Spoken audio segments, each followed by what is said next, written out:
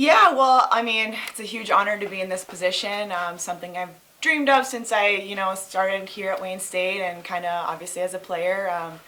Got my undergrad in teaching, and it was just kind of a good fit to transition with coaching. And having Gary and Pat as my mentors has just been an amazing experience. And definitely two people that I still have very dominantly in my life and people I can go to at any time for questions. So that's a nice support system to have. As far as the program, I'm cut from the same cloth. I mean, I'm not too much different. I think Hannah and I, who is my assistant, we definitely bring a lot more energy, a younger vibrancy to this program, but we're definitely cut from the cloth and we have that old school mentality, but just kind of trying to bring our own spin on it. And I think the girls right now have really fed off that energy. And yeah, we're off to a great start so far. Yeah, it's a challenge. We definitely treat this part of our season as a third of our season because it's so important to get that prep and repetition before we go down and play teams that have maybe already had a few games under their belt.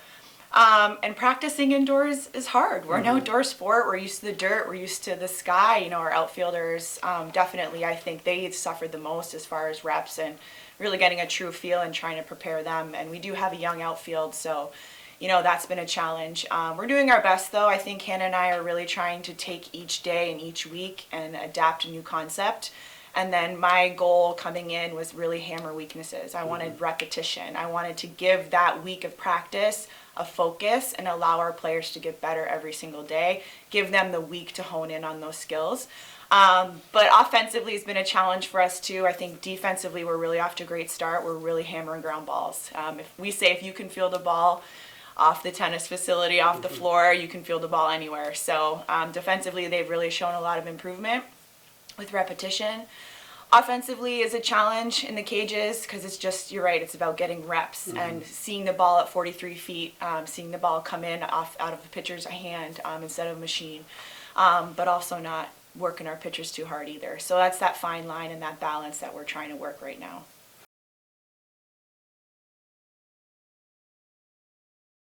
Yeah, I mean, as far as this whole fifth year COVID, that's been a challenge, but it's really playing to our benefit right now with those two. Having those two back has been huge. It's been huge for our infield, like you said, to have that experience in the infield, and they just are so confident. Rainey's such a steady athlete. She's very reliable in the infield. Not only does she make the exceptional play, but more importantly, she makes the routine play. And Rose has just really looked awesome since the fall. She's very confident. She's kind of settled into herself. And I think having that fifth year for her is going to be big. And she's really looking forward to the exciting season and just kind of feeling in her own element. But they're commanding the ship right now in the infield. And Hannah and I are relying on them. Again, we're new to the roles we're in.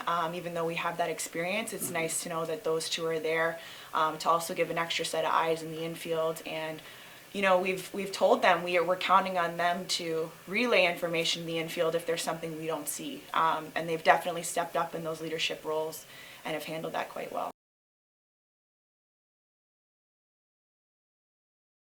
Yeah, I mean, especially I remember after last season, after our GLIAC tournament and how dominant she was in the circle for us, that really sparked a lot of hope. Even though I didn't necessarily know if I was going to be in this position, for Brooke, I think that gave her teammates and it gave her self-confidence to know coming back, look what I can do, and this is what I'm capable of. And that was exciting for me to think back, wow, she really accomplished a lot just in that GLIAC tournament in those few days. She can be a bulldog. And she wants the ball. So, yeah, I mean, just gives you a glimpse of what she's capable of. So we're looking for her to step back into that role this year.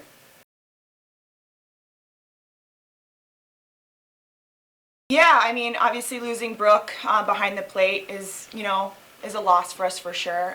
Avery has really stepped up.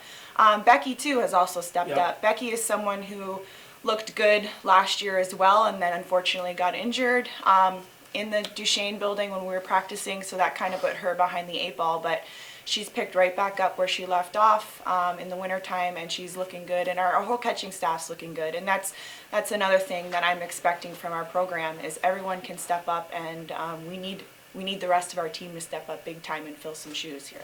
Absolutely. Paige and Alexis, again, two two strong throwers in their own right. Paige has been around our program. She understands, what it's like to be a Wayne State athlete, what it's like to compete in the circle. She has really bounced back this year. She's come in focused. We had a chat in the summertime. She's totally rebounded. She's refreshed. She's ready to go. And she's a senior, right? So she's definitely someone we're going to look to in the circle. Provides that movement for us. And she's worked really hard, and she's come back with a totally different mentality this season. Alexis, again, is someone who can be very strong. She throws really hard. Yeah. She's working on a change, and she's developed that pretty well. So we just need to keep hammering consistency with her. And I think for her, it's maturity, and it's coming back and realizing, okay, I had my freshman year, I'm not able to blow the ball by everybody, but she's really worked on her craft, and she's worked on her tools of being able to move pitches around and set pitches up to, kind of get after it here this year with hitters, because now they know her. They know what she's like, and they know what she's about, so.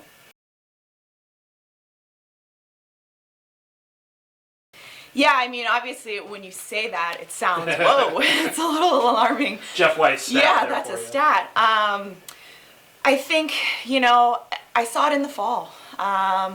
It's easy to kind of throw stats out and get measurements and kind of think, okay, where are we in comparison to those stats right now? But in the fall, I was really impressed with where our team was, and I know that's the fall, but I saw dominant offense out of kids that I hadn't seen offense out of since I've been in this position or in this program. Freshmen who are now, juniors who, hadn't had those opportunities and were able to step up and drive some key runs in when we played UAD and when we played OCC. So, and that was exciting to see. Again, it gives them confidence. It gets them rolling into this winter workout going into season with some confidence, knowing that they were able to drive runs in and key opportunities. We had some incoming freshmen do the same thing, so that's exciting to see, and I hope that carries over. But yeah, like you said, we have kids who can play multiple spots, and that's exciting because it's the confidence I have in them to throw them at third, throw them at short, go in the outfield if we need to. Yeah, finding the right mix, and then again, it gets down to, where are you going to fit best for our team? And that's the culture that we're trying to continue and keep building on. Is we're all about the team, and if you're better in one spot, may not be your primary, but that's where we need you to meet the moment, is what we're trying to preach this year, is meeting the moment. If that's where you're going to be, then that's where you need to be for the team.